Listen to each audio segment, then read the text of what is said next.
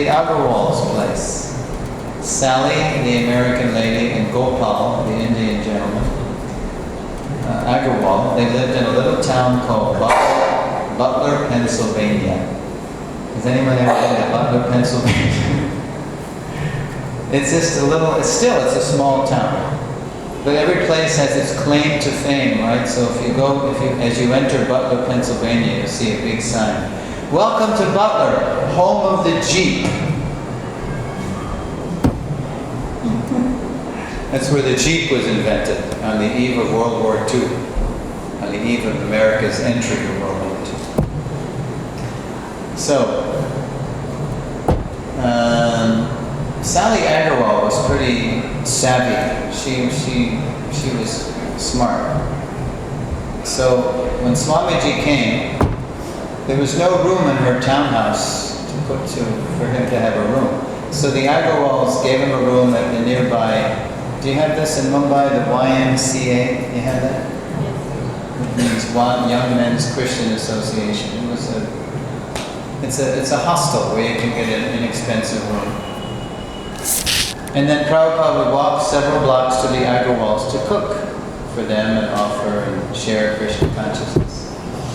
And then she called up the local newspaper too. As soon as Prabhupada got there, she made a preemptive strike.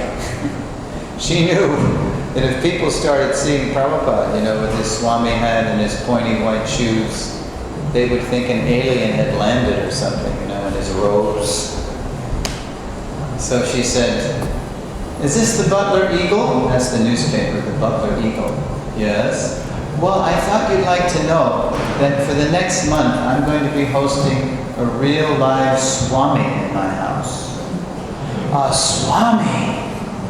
Wow." Now you've got to realize how that word Swami resonated in the minds and the hearts of people in Butler in 1965, maybe even today.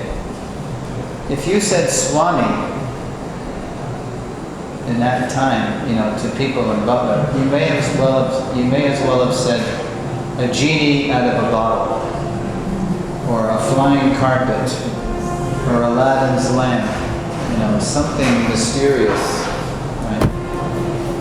So anyway, so Prabhupada was in Sally Agarwal's house, and sometimes people would come over and she arranged engagements in churches. Now one fine morning, Sally Agarwal noticed Swamiji was in her bathroom, and she noticed there was water coming out from underneath the bathroom door. "Wow! Swamiji, are you all right?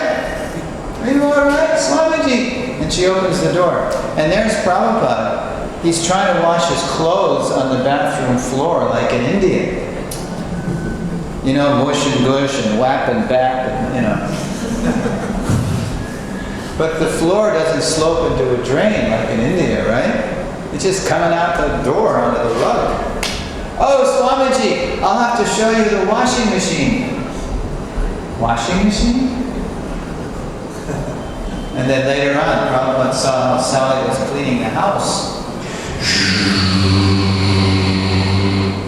"Vacuum cleaner?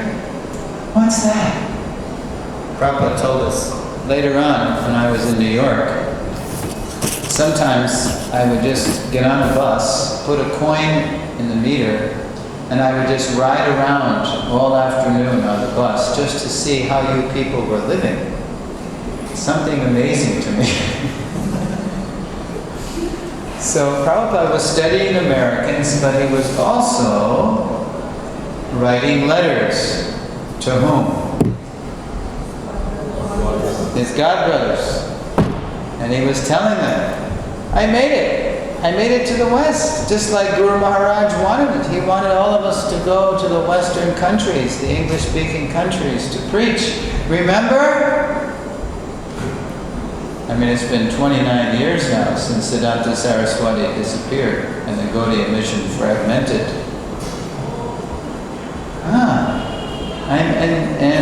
I'm finding, he's writing so many letters. If you have the Vedavish, you can read these letters. They're amazing letters. And I'm finding there's so much interest in yoga and meditation, anything Vedic, Eastern. these Ramakrishna people are here. You know, and they've reinvented themselves as the Vedanta Society in America. And then Prabhupada wrote one godbrother, with their 10th class rubbish philosophy, they're fooling all these Americans. Yes, tray tables in your upright position, seatbelts fastened. And well, thank you for flying Goloka Airways. We know you have a choice. Please turn off your electronic devices. Okay, thank you. Okay, and with their 10th class rubbish philosophy, they're fooling all these naive Americans. And they've got $1 million skyscraper. They've got thousands of followers. We need a building too. But we Gaudiya Math people, we've become beggars because of our lack of cooperation. But he's writing this one letter. If you only have time to read one letter, if you ever read these letters, read November 8th, 1965, this letter to Bhaktivilas Tirtha Maharaj, who was in charge of the Sri Chaitanya Mutt in Mayapur at the time. And Tirtha Maharaj, in the heyday of the Gaudiya Mutt, he had practically been the manager of the Gaudiya Mutt. Bhaktisiddhanta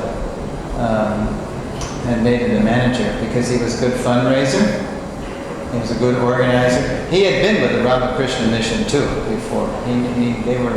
Prabhupada told us, look at the Ramakrishna mission, look at how they're organized. Learn how to take gold from the filthy place. It's rubbish philosophy, but they're well organized. So Prabhupada wrote this letter to Tirtha Maharaj because he knows Tirtha Maharaj is a good fundraiser, a good organizer, and he's saying to Tirtha Maharaj, by Srila Prabhupada's grace, Srila Bhaktisiddhanta's grace, you have those Calcutta Marwaris in the palm of your hand. And you can inspire them to give crores of rupees. And you also have the contacts in Delhi to allow the government to release those rupees as dollars over here in America. I can recruit so many devotees here. I can organize. We just need funds. You can do it, Maharaj. And now I'm going to show you an excerpt. Prabhuji in the back here. What's your name, Prabhu? Okay, Prabhuji, you read this excerpt. Now you're going to see in this letter excerpt from Prabhupada to Tirtha Maharaj, Prabhupada's mood, how he's trying to revive the Gaudiya mission. And in the very first sentence or two, you will see the word cooperate 3 times. Okay, Prabhuji, read this. So here is a chance for cooperation between us, and I shall be glad to know if you are ready for this cooperation. I came here to study the situation, and I find it very nice. And if you are also agreeable to cooperate, it will be all very nice by the will of Prabhupada.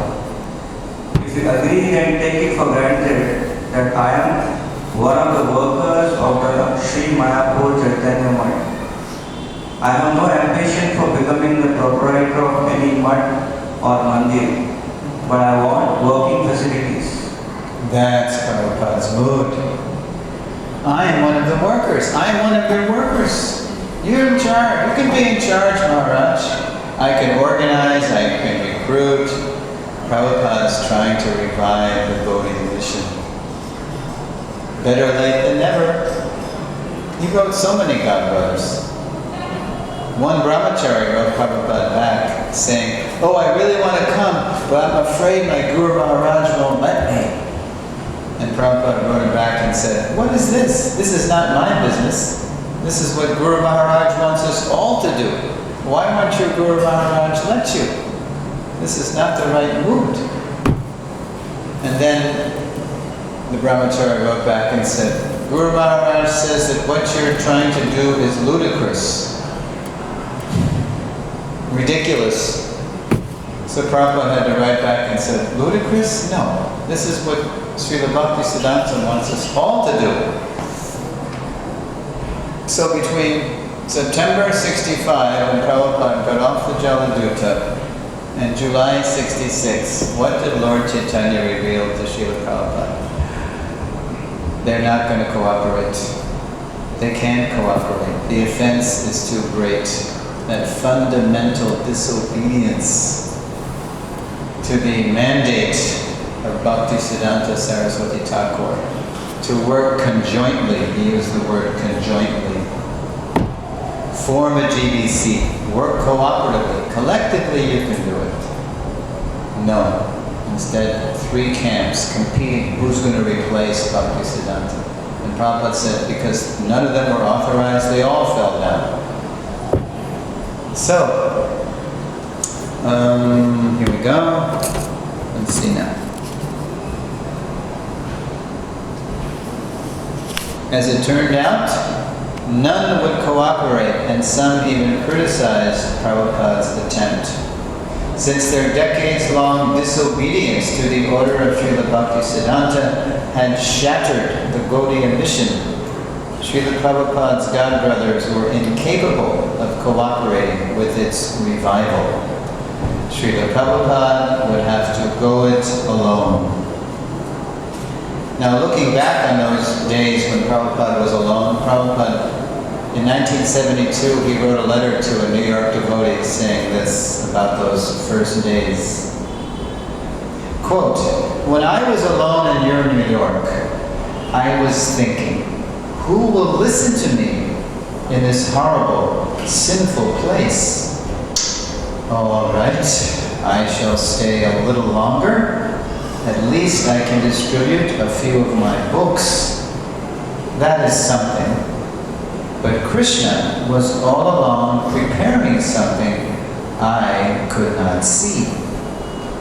And he brought you to me one by one, sincere American boys and girls, to be trained up for doing the work of Lord Chaitanya Mahaprabhu. Now I can see it is a miracle. Otherwise, your city of New York, one single old man with only a few books to sell for barely getting eatables, how he can survive, what to speak of introducing God consciousness movement for saving the humankind. That is Krishna's miracle. Now I can see it." Yeah. So, Prabhupada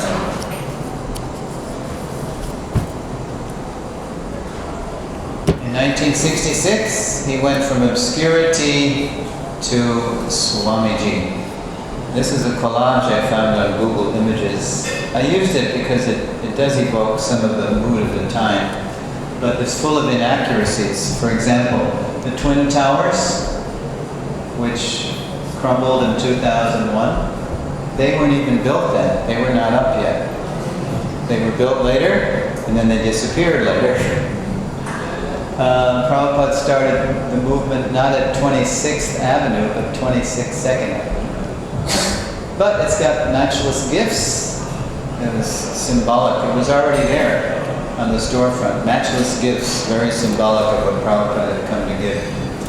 And there's the first deity, the painting of the Panchatattva. And there's the young people going in the storefront. Obscurity to Swamiji.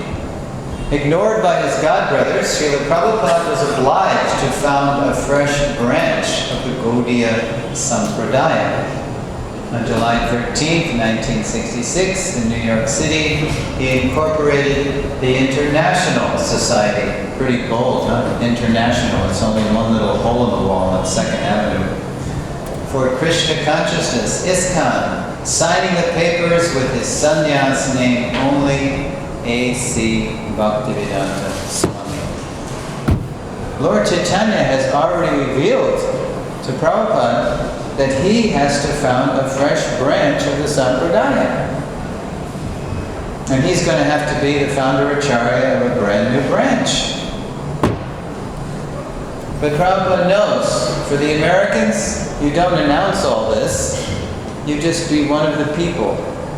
Be one of the crowd. Prabhupada had to stand in line for his own bathroom. when these people would come. Prabhupada cooked and served from his own hand. Nobody helped him in the beginning. And then finally it began to dawn on a few of these young people, maybe we should help the old man. Not a clue about Prabhupada's stature. Okay, but at least in 66 Prabhupada went from obscurity to Swamiji. Now a year later, Prabhupada disclosed, he revealed his unique position to his followers in a dramatic incident. So what happened was Prabhupada started the movement in New York City, ISKCON, and then he shocked the first followers by doing the unthinkable. In January 67, he flew off to San Francisco to open up the second branch. And then he came back to New York in April. And then in May, toward the end of May, there's a big holiday in America. It's called Memorial Day. It honors all the people who fought in the wars to protect American corporate interests. That's the naked truth of it. So Prabhupada, he was planning to give a speech, to give the Gita's peace formula, Bhagavad Gita 5:29. Krishna is the supreme enjoyer, proprietor, friend of all living entities. But before he could give the speech, he had a stroke and a heart attack. He fell back into one devotee's arms saying, Hare Krishna, and it was serious. So they took him to the hospital, and they did all these tests, and some of them were painful. He even had what's called a spinal tap. Swamiji, isn't that giving you pain? Prabhupada said, we are tolerant. So after a few days, Swamiji told his first followers, get me out of here, they're not helping me. They're just using me as a guinea pig for their tests, So Gargamuni, Ramananda's brother, put Prabhupada on the gurney, on the moving platform, the wheeled platform, and he started to take Prabhupada out of the room, but he didn't know where he was going, so he ended up right in another room where they were planning to give Prabhupada more tests. But they saw what Gargamuni was doing, so they said, don't do this! If you take this old man out of here, you're going to kill him! So it was very heavy. These medical professionals are telling these young devotees, don't do this, but Prabhupada's on the gurney chanting, Hare Krishna, Hare, take me out of here.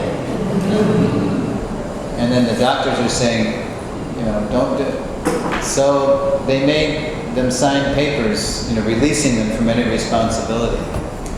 And then after they took Prabhupada out of the hospital, they took him down below New York. Anybody been to America here? The East Coast? Below New York is New Jersey, is where the Jersey Shore is. And they took him up to a place called Long Branch, New Jersey, on the coast. A nice beach. It's where my parents met and married. And then Prabhupada all bundled up. But it's early June now, but it's kind of chilly. And the sun really isn't there enough. So he's not really getting very much better. And then Prabhupada gets a letter from his first followers out on the West Coast, the San Francisco area, saying, oh, Swamiji, come to San Francisco, come to sunny California. I'm sure you'll get better here, and we're going to have a Ratha Yatra. Because Lord Jagannath very early appeared in the movement in San Francisco. You know the story? And Malati probably told you how she shoplifted Lord Jagannath. And then she brought this little figurine to Swamiji. Swamiji, this looks like it's from India. And Prabhupada shocked her by making pranams to Lord Jagannath. Lord Jagannath has come. Were there two more in the story? Oh yes, Swamiji, there's a whole barrel of them, So Malati goes back and does what we used to call the three-finger discount. We didn't call it stealing in our hippie days. We called it liberating the merchandise from the pigs. language culture. So Malati's husband, Shyam Sundar, he'd already been initiated, but when Prabhupada did in the first initiations, he was stressing the chanting more than the rules, because he knew they couldn't give him up overnight. So Shyam Sundar in his memories tells how Prabhupada expertly, weaned him away from cigarettes. There's Shyam Sundar, he's carving Lord Jagannath. He was a very talented person. He can write and carve, and so Prabhupada engaged him in carving Lord Jagannath. And there was this pack of cigarettes nearby. So he said Swamiji came in to check on the progress of the carving. And Prabhupada didn't say anything. He saw the cigarettes, and as he's looking at the carving, he took his cane and went, and the cigarette pack goes, so Shyam Sundar got the hint. Maybe it's not a good idea to be smoking while I'm carving Lord Jagannath. So anyway, so Prabhupada responds. He says, yes, I must come to your Rath Yatra. And maybe you're right. Maybe I will get better. But unfortunately, the devotees, what they did is they got Prabhupada another beachfront place on the west coast, facing the Pacific. But it was about an hour through the mountains. Has anybody been to San Francisco? Okay. Yeah, it's around the Bay Area of San Francisco. It's very windy. It's like a perpetual autumn. There's a famous American writer named Mark Twain who once remarked that the coldest winter I ever spent was a summer in San Francisco. So it wasn't happening at this. They got in this beach house in a place called Stinson Beach, and the house was a Spanish bungalow called El Paradiso. And the mountains, they would rise, or the mountains were there. So the sun didn't come up over the mountains till about 11 o'clock. And then pretty soon in the afternoon, the fog would roll in from the bay. And so it wasn't good again for Prabhupada's health. So Prabhupada is he's openly saying now, if to get my health back, I have to go back to India. I need India's heat. I need Ayurvedic medicine. I know Ayurvedic doctors. I need oil massage and all these things. And then the first followers of Prabhupada, they were getting really worried. So Prabhupada was so weak on the day of the Rath Yatra, he couldn't even go down the mountain drive down to San Francisco. The first Rath cart was a Hertz rented truck. Very interesting. So Prabhupada, he stayed in his bungalow, and 3 devotees stayed back with him. Mukunda, Hayagriva, and Kirtanananda. And both in the Lilamrita and in Mukunda Maharaj's book, Miracle on 2nd Avenue, you read how Kirtanananda and Hayagriva more or less forced Mukunda to ask Swamiji a question that he did not want to ask him. So here's the question, Prabhu. Read that. Oh, where's the mic?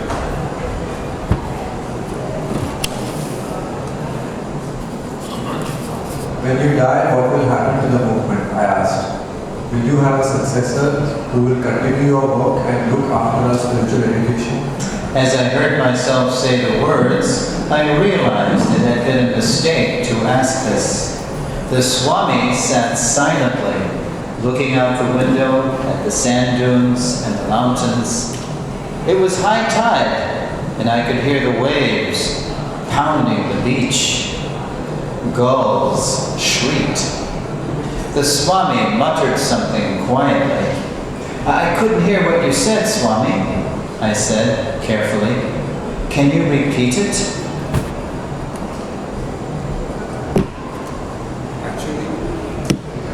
Actually, it is an insult to the spiritual master, he said.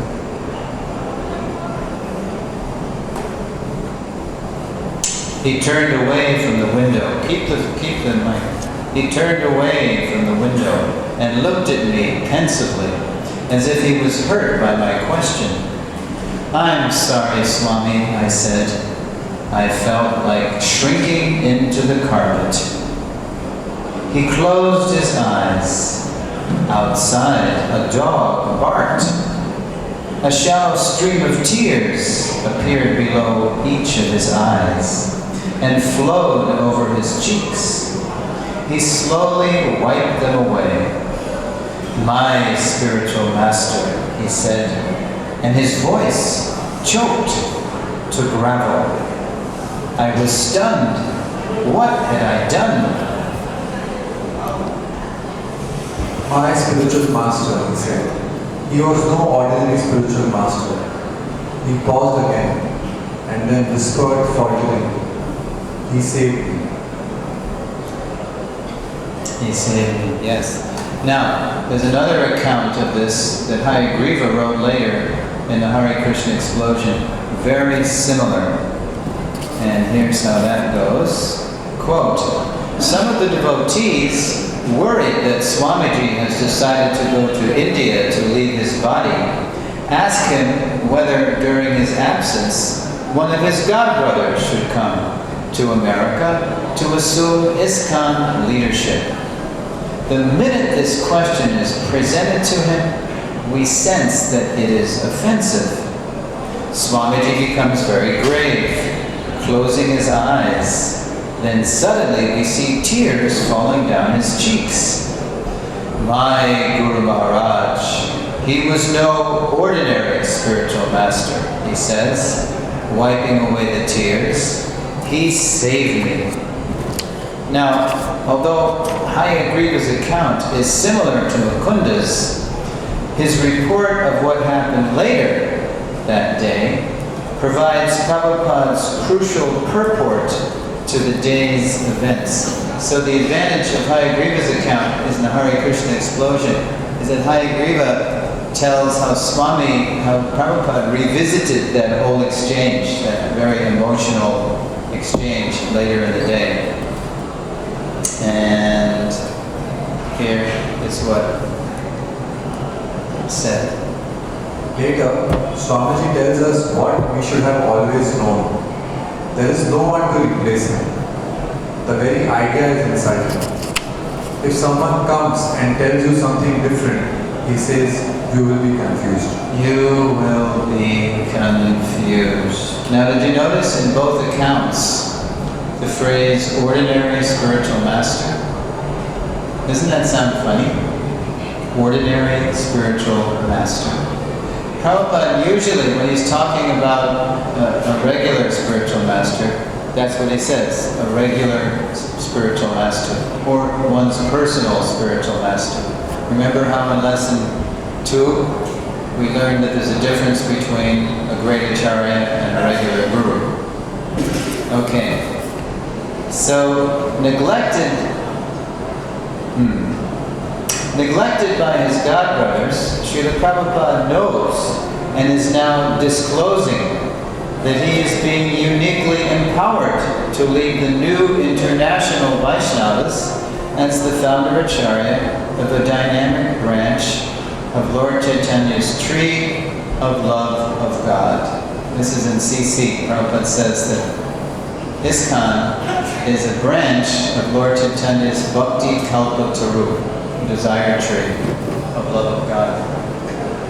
So this is a very dramatic, this is a very historic incident, because Prabhupada's making it very clear only he is really being empowered to lead them. None of his godbrothers is really qualified to do that. Now, despite non-cooperation from and differences with his godbrothers, later the same year, 1967 in November, Srila Prabhupada made the following observation in a letter to the president of his 26 Second Avenue temple. This is a balancing quote now.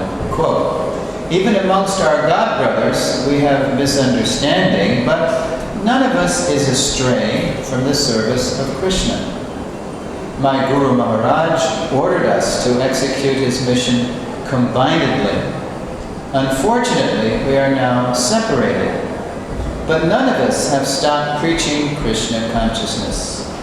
Even if there was misunderstanding amongst the godbrothers of my Guru Maharaj, none of them deviated from the transcendental loving service of Krishna. The point is that Srila Prabhupada, he wanted us to be respectful to his godbrothers, who are, after all, everlastingly our seniors. And at the same time, Prabhupada did not want us to seek guidance from those people who had fragmented his own Guru Maharaj's mission. By dint of Prabhupada's unique surrender to Srila Bhaktisiddhanta's order, our Srila Prabhupada was uniquely empowered to communicate Lord Chaitanya's mission to all who strictly followed his teachings. So the above incident further set the stage for Lord Chaitanya to now reveal Swamiji as Prabhupada. We're going to go now from 1967 July to May 1968 when Swamiji became Prabhupada. I know I've heard the recording. I think Govinda Dasi was here in Chowpatty telling how that happened. I remember hearing a recording of that. But anyway, it was Lord Chaitanya working through a god sister of mine named Govinda Dasi, one of Prabhupada's first disciples. And here's the situation. Prabhupada is in Boston, Massachusetts, and he's just had the first Brahmin initiation in ISKCON. He's initiated some of the men, and then a couple of the ladies were there, and they were angry they didn't get Brahmin initiation too. And so Prabhupada made an adjustment. He said, okay. For Prabhupada, it wasn't a big deal. So he also gave them Brahmin, Gayatri. And then Govinda Dasi says that, let me see if I can find it here.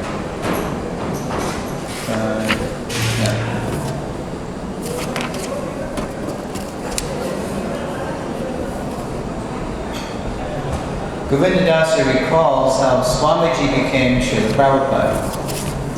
So Govinda says, all along everyone knew him as Swamiji. This is up until May of 1968. So my husband, Gorsundar, decided he wanted to call me Govindaji because he was dabbling in Sanskrit and he learned that Ji is a term of endearment, right? And so Gorsundar, my husband, he asked Prabhupada, and Prabhupada said, no, actually Ji is a third-class form of address. Now, only in this context. It doesn't mean Mataji is a third-class form of address. Or even in purports, you hear Prabhupada refer to Vyasa as Vyasaji and Naradaji. But in this context, Prabhupada is saying this. So always understand Prabhupada in context, or you'll get confused by the apparent contradictions. No, actually, Ji is a third-class form of address. It's better not to call her Govinda Ji. And then Govinda says, so I piped up. Piped up, it means spoke up. It's kind of slang, American English. So I piped up. I was sitting right in front of him. And I said, well, if it's a third-class form of address, why are we calling you Ji? Why are we calling you Swami Ji? And he said, it's not very important. Now, you have to, before I go further, you have to understand the kind of relationship Prabhupada allowed Govinda to have with him. Prabhupada allowed Govinda Dasi to treat him as like her grandfather. Like she's scolding her grandfather or something.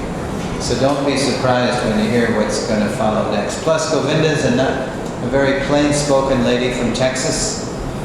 And in Texas, they shoot straight. So you're going to hear some rather candid dialogue here between Govinda and Swamiji. So first Prabhupada is saying it's not very important. He's trying to brush it off, change the subject. But now, here's what Govinda says. Oh no, it's very important. She's challenging Prabhupada. She's confronting Prabhupada. It's very important. If it's a third-class form of address, then we don't want to call you that. Now we've got to get a Mataji to read this. Mataji, you want to read? Okay, let's get you the mic. So you're going to be Govinda Dasi. Here you go. We want to call you the most first-class form of address. So tell us what would be a good name for us to call you by. And he was very humble, very elected, but I praised him. Okay, now wait a minute. You see what's going on. First, Prabhupada tries to change the subject. Govinda presses him. And now what you're going to hear is Prabhupada responding to the moment, to the situation. He sees what Lord Chaitanya is doing. This is an opportunity for them to learn a better way of addressing him. Okay? Go ahead, Mataji. But I pressed him. We have got to change this.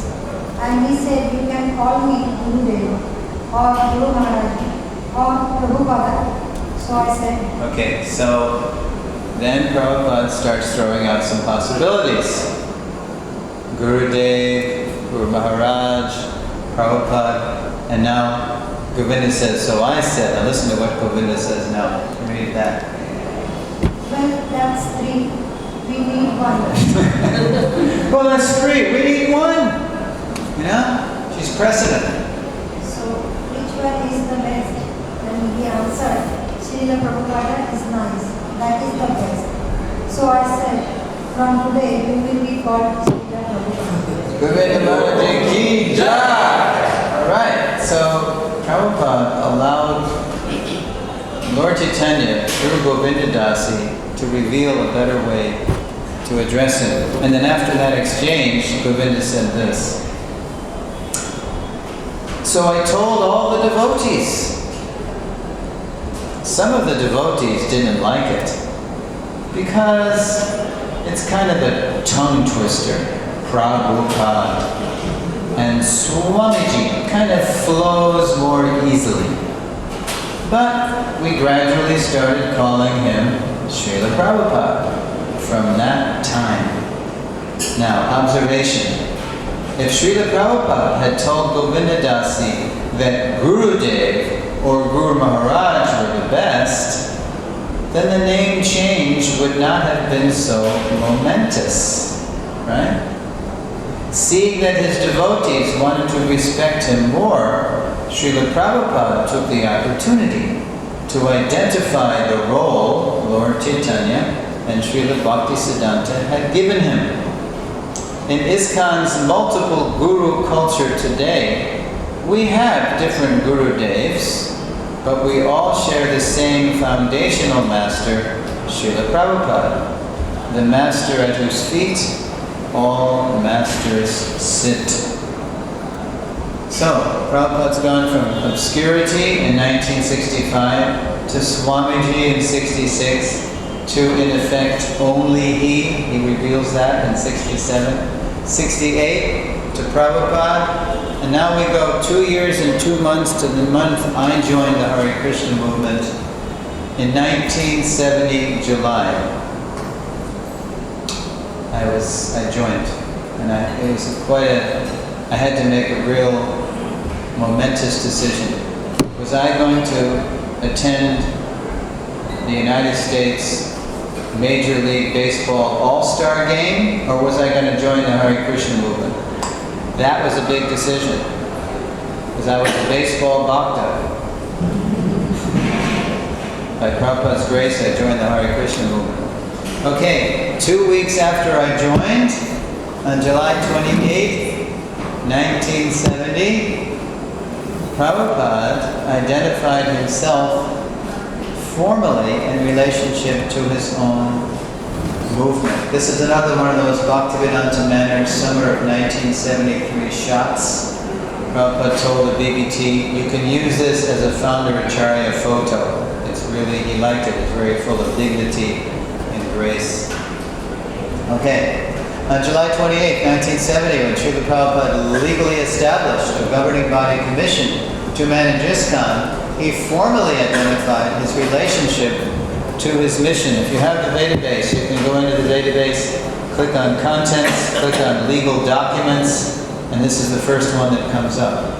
Direction of management. And International Society for Krishna Consciousness Incorporated, founder Acharya, His Divine Grace, A.C. Bhaktivedanta Swami Prabhupada. Now that's on paper. Of course, we didn't really understand so much what that meant, but at least it was on paper. Now I didn't know it, but when I joined the Hare Krishna movement in July 1970, there was some pretty heavy stuff happening.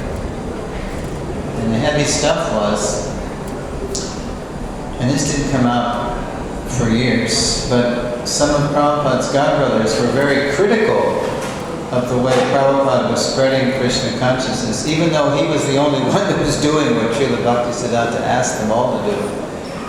They were finding fault in the way he was doing it.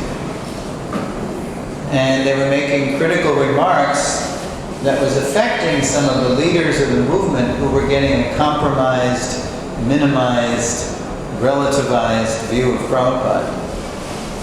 And Prabhupada knew exactly what was going on. So to fortify and strengthen ISKCON, he approached some of the leaders that weren't being affected and asked these trusted devotees, would you help me now? The time has come to strengthen ISKCON by forming a governing body. Would you agree to participate in this? And people like Tamal Krishna Adhikari and Satsarupa Adhikari and Rupanuga Adhikari agreed to come aboard the GBC. It was mostly householders because there weren't many sannyasis. So, but there were signs that something was amiss. Little things were going on all over the place, like Prabhupada went to take Charnamrita in Los Angeles in New Dwarka, and it was, instead of being sweet, it was salty. And Prabhupada said, who has done this? And the girl giving him Charnamrita, she just laughed. She just laughed it off. Oh, I don't know. And then Prabhupada just looked disgusted. Get someone who's responsible. And then the head of ISKCON Press, before the BBT was up and running, there was something called ISKCON Press, which is where I joined in Boston. That's where the press was. And they were coming out with Prabhupada's second canto in paperback chapters. And Brahmananda Swami at the time, he was the head of the press. He flew to LA to hand Prabhupada one of these second canto chapters, like The Lord in the Heart. And on the cover of the book, identifying the author, Prabhupada read this when he was handed the book. A.C. Bhaktivedanta. No Swami, no Prabhupada, no founder Acharya. Not good. Prabhupada was getting letters from temple presidents on their own personal stationery. And Prabhupada, he would answer the letters and then he would write them back and say, by the way, when you write me a letter, you should write the letter on temple stationery. And you should identify the temple as a temple of the International Society for Krishna Consciousness, founder Acharya, His Divine Grace, A.C. Bhaktivedanta Swami Prabhupada. Then the BBT finally came onto the scene, and Prabhupada visited the building, and there was nothing on the building identifying what it was. That it was the Bhaktivedanta Book Trust, and founder Acharya, His Divine, nothing. And then one fine day, a temple president, unbeknownst to the devotees, sold the temple, took the money, and ran. Because the temple was in his name, it wasn't even in ISKCON's name. Now after that happened, Prabhupada did this. On July 22, 1974, this is 4 years after Prabhupada, forms a GBC. Srila Prabhupada drafted an amendment to his earlier management document reasserting his supreme position in ISKCON. So why don't you give it to Mataji right there. You're going to read, this is the strongest statement I've ever seen, a legal document identifying Prabhupada's position as the founder of Acharya. Mataji. It is declared that His Divine Grace A.C. Bhaktivedanta Swami Prabhupada is the founder Acharya of ISKCON, International Society for Krishna Consciousness. He is the supreme authority in all matters of the society. His position cannot be occupied by anyone else, and his name and title must appear on all documents, letterheads, publications, and buildings of the society. And today we could add websites. Just for fun, I was presenting the seminar in Europe at a very prominent temple of ours in Europe. And I went on their homepage to see how they were presenting Prabhupada. I couldn't find him. Could not find him. Finally, I noticed a tab that said history. So I clicked on history. Sure enough, a little image of Prabhupada, a little blurb.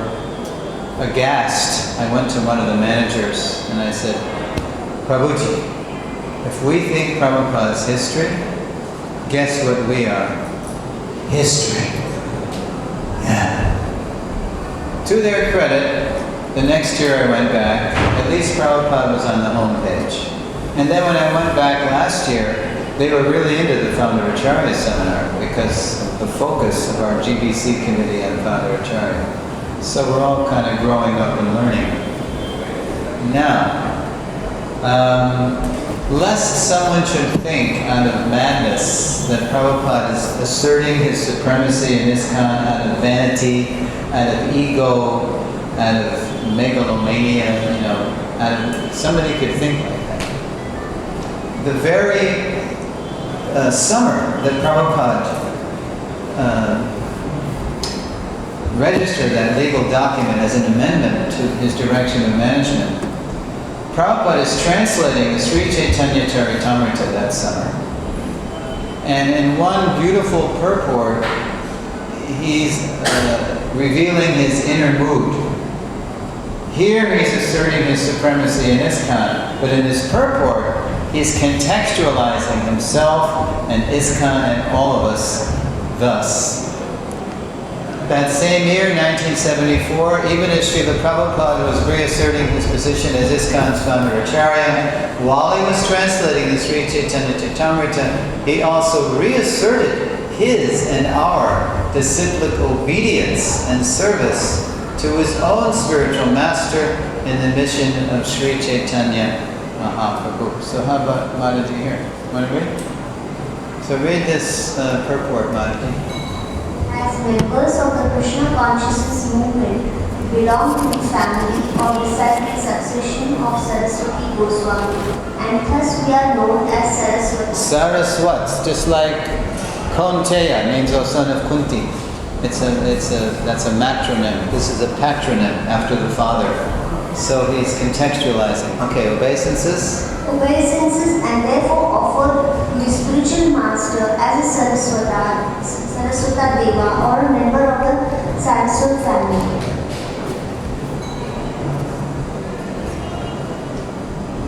Go ahead. Sri Chaitanya Charitamrita. No, read that. Namaste. Namaste Saraswati Devi, whose mission is to broadcast the cult of Sri Chaitanya Mahaprabhu, Gauravani Pracharine, and to fight with impersonalists and warriors, Nirvishesha Shunyavadi, Paschatya Desha Tari. Okay, I'll have to read the reference.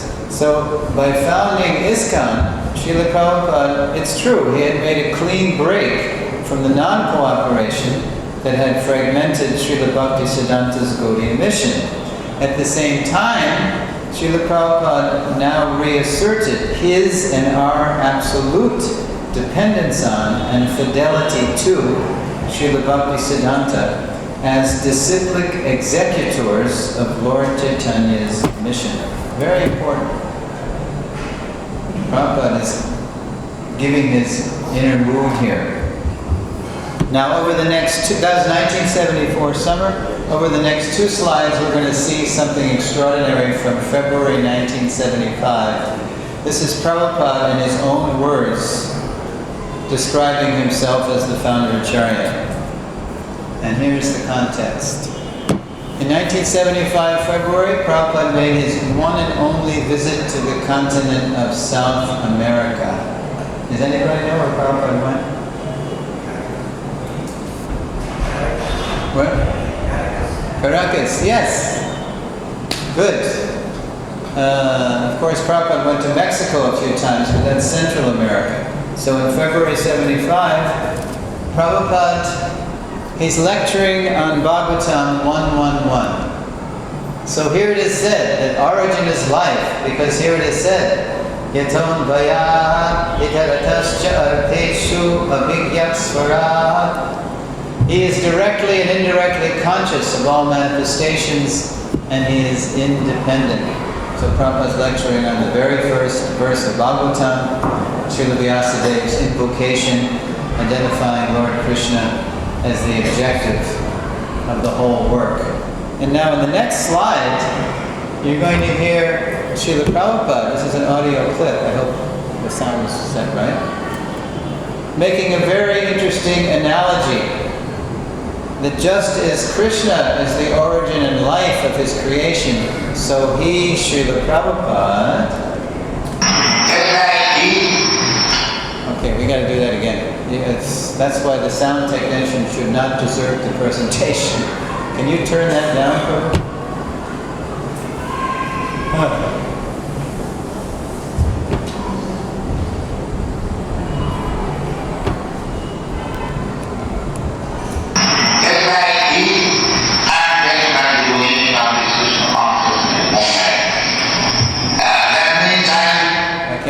My ears can't take it. You don't know where it is, huh? Does anybody know that? I've got to get on this guy's case.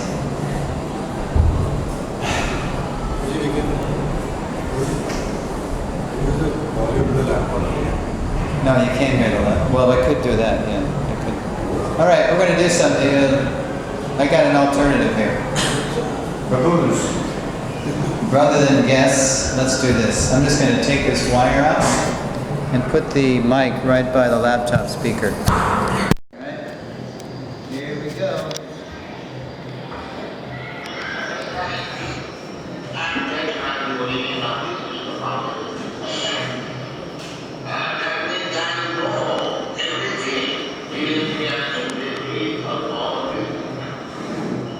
All of the creation.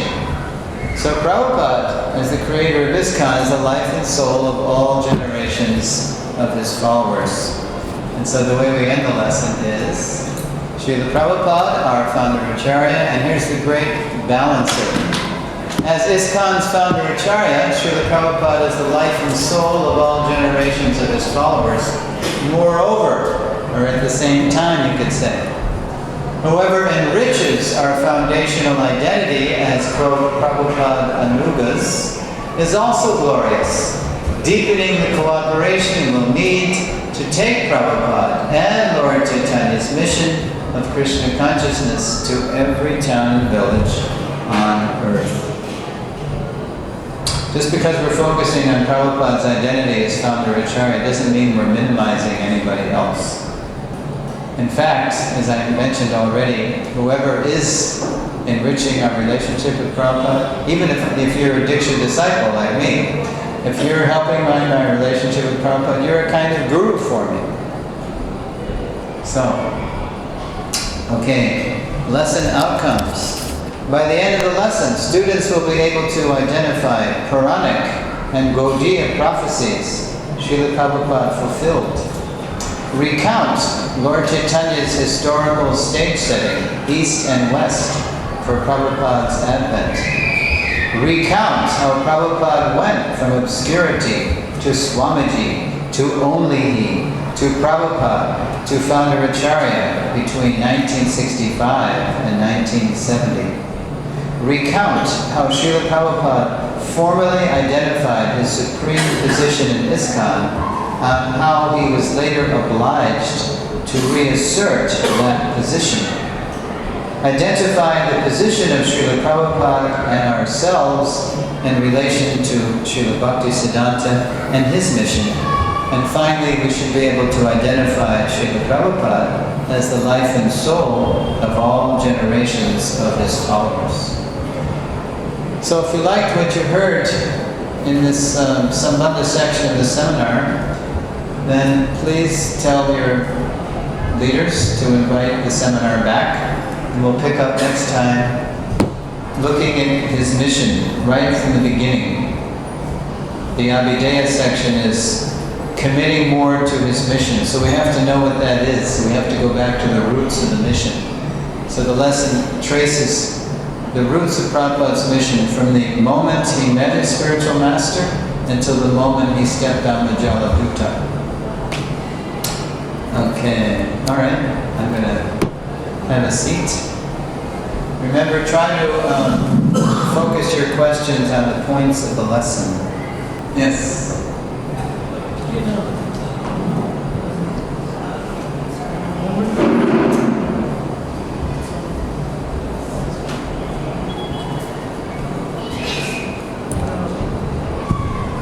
Oops, I think.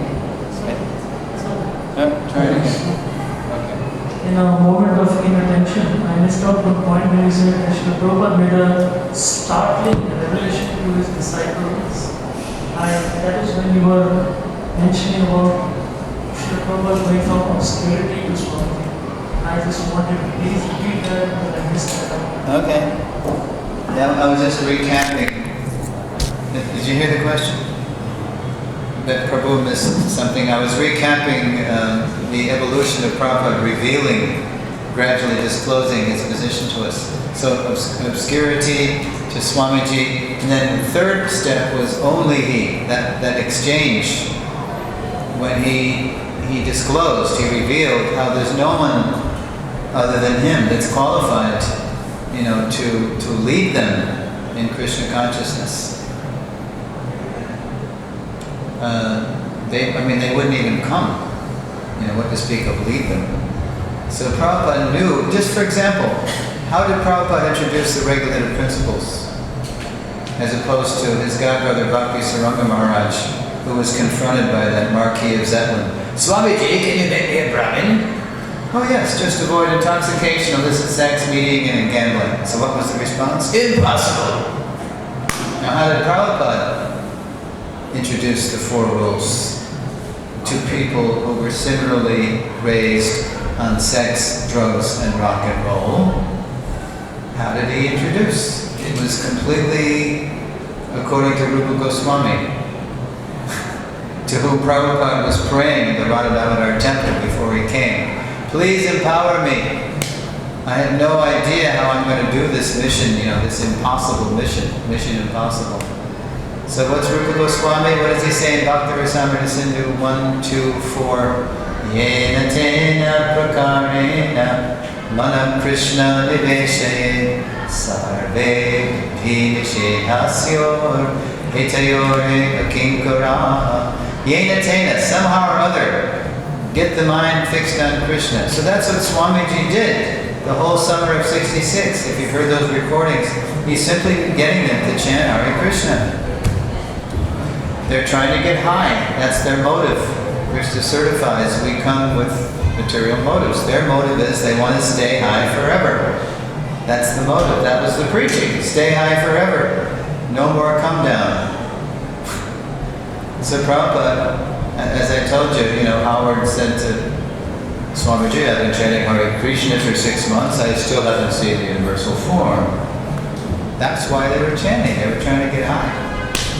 Keep chanting. Crazy questions, perfect answers.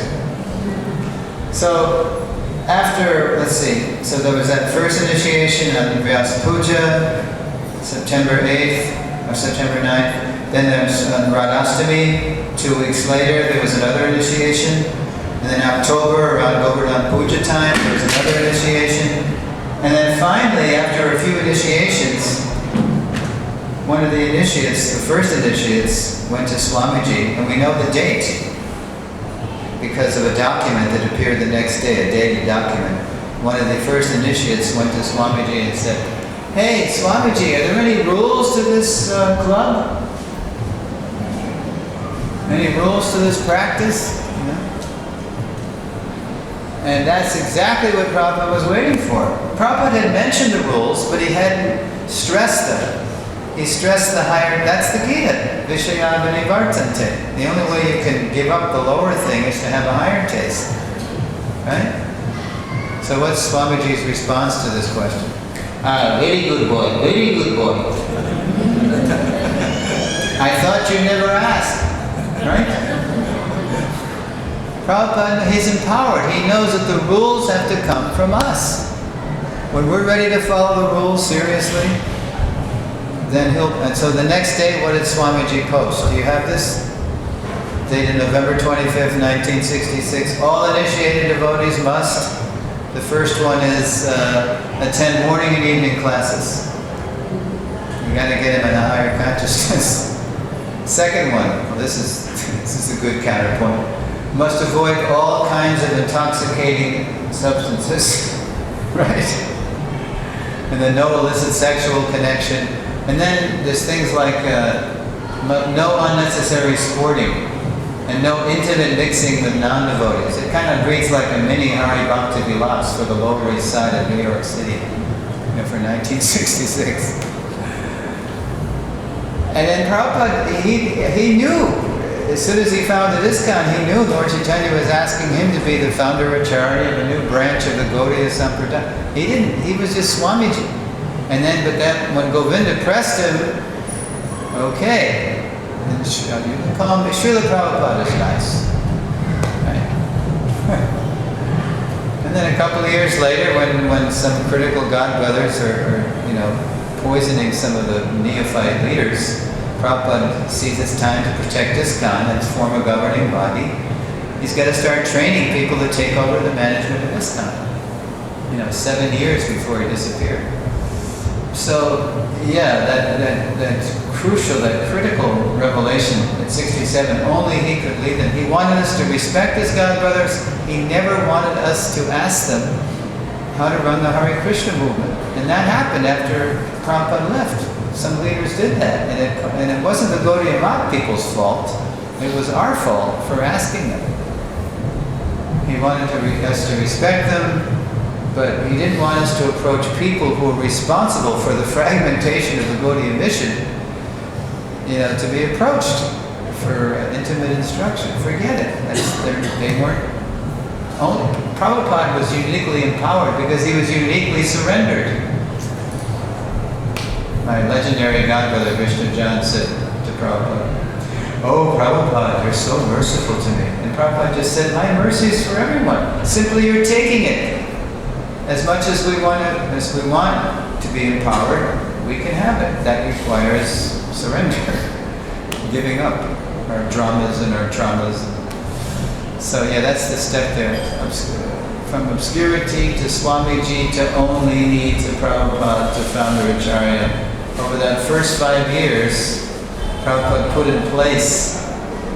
And then, if you read the founder Acharya booklet from our committee, and then in 72, when Prabhupada broke ground for the Mayapur project, that was the final component of what Srila Bhaktisiddhanta knew had to be in place for the preaching to go all over the world. This Adbhuta Mandir, envisioned by his father, the Thakur, it says in Navadvipta Mahatmya that when this Mandir, this Adbhuta Mandir, this awesome, amazing Mandir is constructed, then really, big time, it's really going to go all over the world. And you can see, even from a material point of view, it's really going to put ISKCON on the map, the world map, when this kind of wonder of the world is finished. It's going to be like the Hare Krishna Vatican, People are going to take notice of this. So, yeah, Prabhupada, the more you study what Prabhupada did, the more you see he was following exactly the mood and mission of Srila Bhaktisiddhanta Saraswati Thakur, coming through Bhakti Vinod, that Gora Shakti, coming through, Lord Chaitanya, the 6 Goswamis, the Parampara, through Bhakti Vinod, envisioning the movement, through Bhaktisiddhanta, and then Prabhupada, he just took it all. He was the only one who took it all and revived the mission. But still, his mood when he came was, "I'm here, let's do it. Better late than never," They couldn't do it. Too much had happened. The offense was too deep and too grave. They couldn't cooperate. So it's a big morning for us. The most intense lesson of the seminar that I teach, it's called "To Love is to Cooperate." And every time I teach it, I am radically challenged Because this is the age of non-cooperation, you know. So that's in the Prayojana section. So I hope you approach your leaders. I'd like to come back and finish the lessons.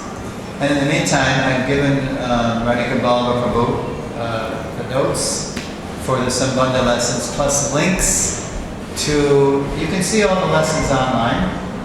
They're a little dated now because, I mean, even as I've been here in Chowpatty, Prabhupada's revealing better, you know, it keeps evolving, and better slides, better stories, better verses, you know, better ways to present the points. I'm just sort of following this seminar around. It's got a life of its own. It's fun. Yeah. Okay, and the best dakshin for this seminar is your sincere prayers that this guy can keep going with good health to do this. Because it's not one man's job. So, yeah, please pray that I can stay fit. I'm getting a little glimpse of, you know, I mean, just a little glimpse. Prabhupada was non-stop. I do stop for 3 months in the summer in Florida. Yeah. Any other questions or comments? So, Radhika Ballava, you can pester him for the notes. And also my email address he has, and you can always, if you ever, when you read the notes, and if you see the online version, you can always write me letters. I'm a man of letters. I don't have a cell phone or mobile, but I do write letters. So you're welcome to write me. Okay. No other questions? I guess it's too late. Oh, one more. On behalf of this gathering of devotees, we'd like to express our deep appreciation and sincere gratitude for this incredible insight you've given and the way you articulated everything. It is amazing. It's just increased our appreciation for Srila Prabhupada and his unique position in ISKCON. Thank you very much. Thank you, Srila Prabhupada. Srila Prabhupada. Ki jai.